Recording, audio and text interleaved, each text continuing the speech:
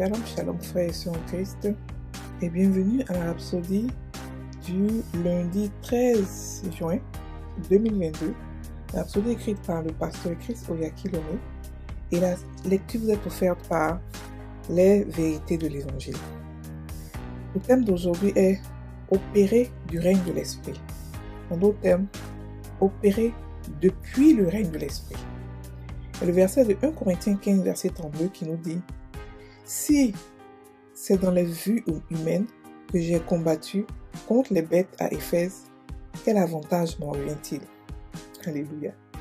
Et le pasteur Christ dit « En étudiant les Écritures à propos du ministère de Paul à Éphèse, nous comprenons qu'il n'avait pas eu à combattre les animaux comme un gladiateur. C'était illégal de faire des citoyens romains des gladiateurs. Nous savons aussi qu'il n'est jamais allé dans la brousse pour combattre les animaux. Il n'était pas non plus engagé dans un quelconque combat avec les hommes. Alors à quoi faisait-il allusion lorsqu'il disait qu'il a lutté contre les bêtes à Éphèse? Alléluia. Dans 2 Corinthiens 1, il a décrit cette expérience horrible, expliquant que lui et ses compagnons étaient accablés au-delà de leurs forces et désespérés même de conserver la vie. 2 Corinthiens 1, verset 8 nous dit « Nous ne voulons pas en effet vous laisser ignorer, frères, au sujet de la tribulation qui nous est survenue en Asie, que nous avons été excessivement accablés, au-delà de nos forces, de telle sorte que nous désespérions même de conserver la vie. » Alléluia.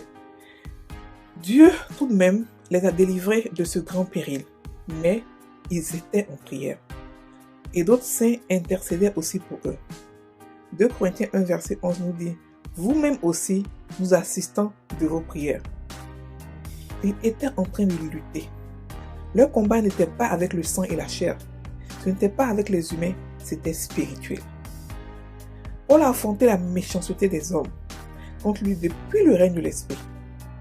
Lorsque vous parvenez à la maturité spirituelle, vous ne confrontez pas les êtres humains lorsqu'ils vous maltraitent.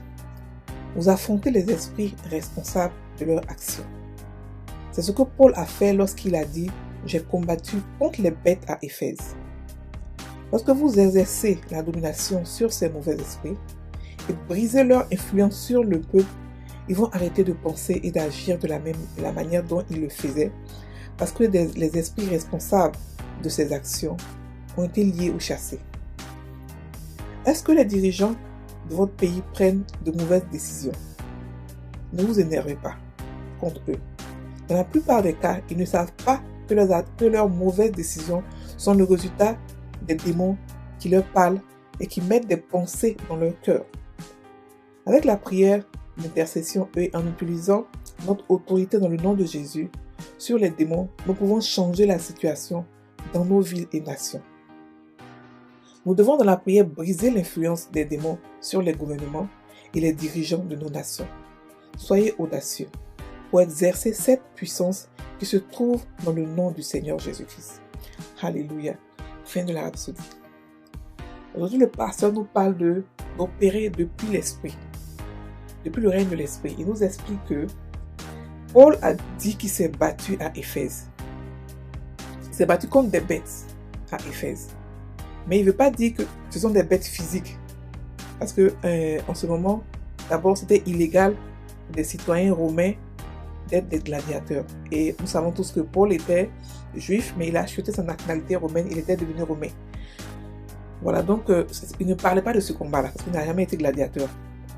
Il n'a jamais aussi vécu dans la bourse, il n'a même parlé d'une fois où un animal l'a attaqué, à part la seule fois où le serpent a mordu, le serpent est tombé. Donc, il parlait ici de combat spirituel. Le combat qui se fait dans le spirituel avec des principautés, avec des autorités spirituelles. Alléluia. Donc, il expliquait que il a eu une grande tribulation à Éphèse. Il a été beaucoup attaqué à Éphèse. Il a combattu beaucoup de combats à Éphèse. Et ces combats n'étaient pas physiques, c'était des combats spirituels. Il a expliqué, le pasteur explique ici, lorsqu'on parle de combat spirituel, c'est pas forcément combattre pour aller combattre les hommes. Non, on ne combat pas les hommes. On ne se combat pas comme contre la chair et le sang. On combat contre l'esprit qui est derrière. Donc, s'il avait été attaqué, s'il a été attaqué là-bas beaucoup, ça veut dire que, donc, les attaques qu'il a reçues étaient des attaques qui étaient avec des esprits supérieurs, qu'il a dû se battre.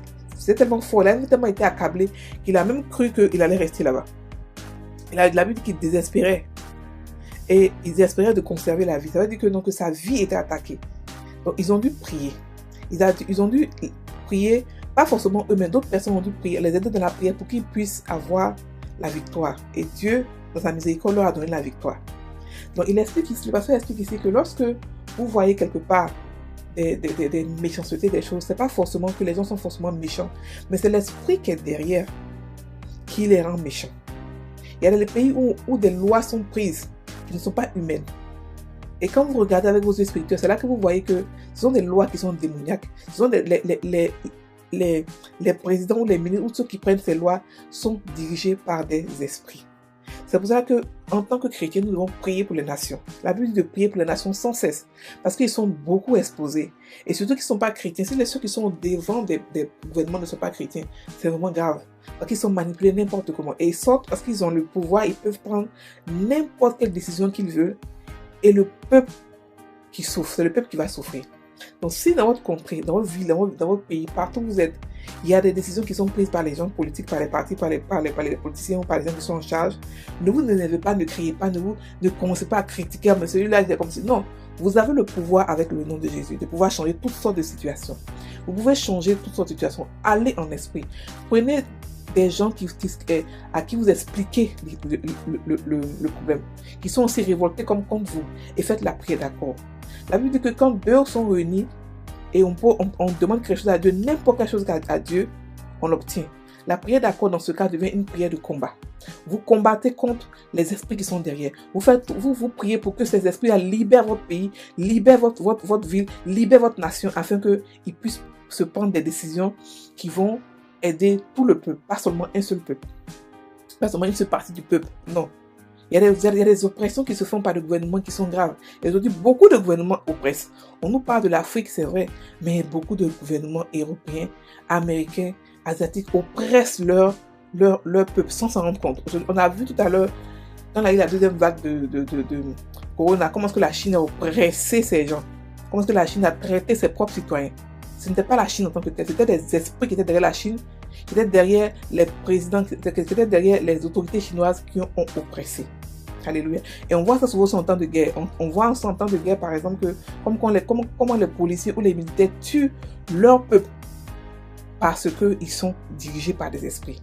Je ne veux pas dire que donc, on doit tout mettre sur les esprits, on doit forcément laisser les autorités ne pas avoir de responsabilité à eux. Mais je veux dire que en tant que non-chrétiens, ils sont encore plus manipulables que ceux qui sont chrétiens, s'ils sont à la tête d'un gouvernement. Nous devons prier pour eux, afin qu'ils soient libérés. Nous devons prier pour eux, afin que ces esprits-là disparaissent et que l'Esprit de Dieu, la sagesse de Dieu puisse venir les encadrer et qu'ils puissent prendre des décisions pour les gouvernements, pour leur peuple. On ne peut pas rester dans un pays où le gouvernement tente de maltraiter le peuple et puis on va rester là à ne rien dire, alors qu'on a le nom de Jésus qui est là pour nous aider, le nom de Jésus qui est là avec lequel on peut chasser n'importe quelle autorité, n'importe quelle principauté. Alléluia. Donc c'est juste pour vous dire que n'insultez pas les leaders qui vous dirigent. Au contraire, priez pour eux, parce qu'ils ont besoin de vos prières. Sans vos prières, ils ne peuvent pas avancer. C'est ce que vous ne savez pas. Sans vos prières en tant que chrétiens, avec le nom de Jésus sur lequel vous vous posez, ils ne peuvent pas changer. Donc, les insulter ne sert à rien. Ça ne fait qu'empirer la chose. Mais ce que vous pouvez faire, votre contribution à vous, c'est de prier pour eux, pour briser les liens qu'ils ont avec tous ces esprits, afin que nous puissions vivre une vie de paix.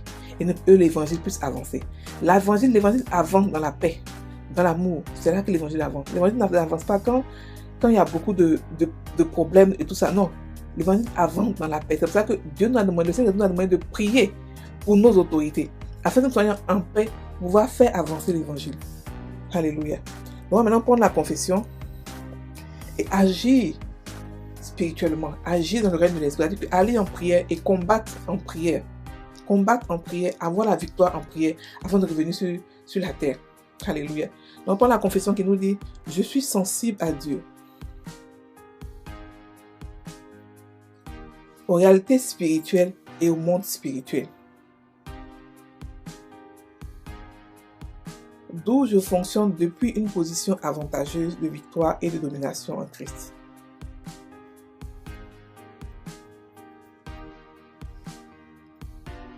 J'ai reçu le mandat d'utiliser le nom de Jésus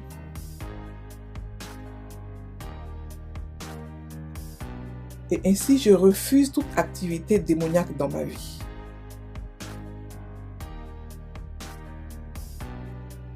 Dans mon environnement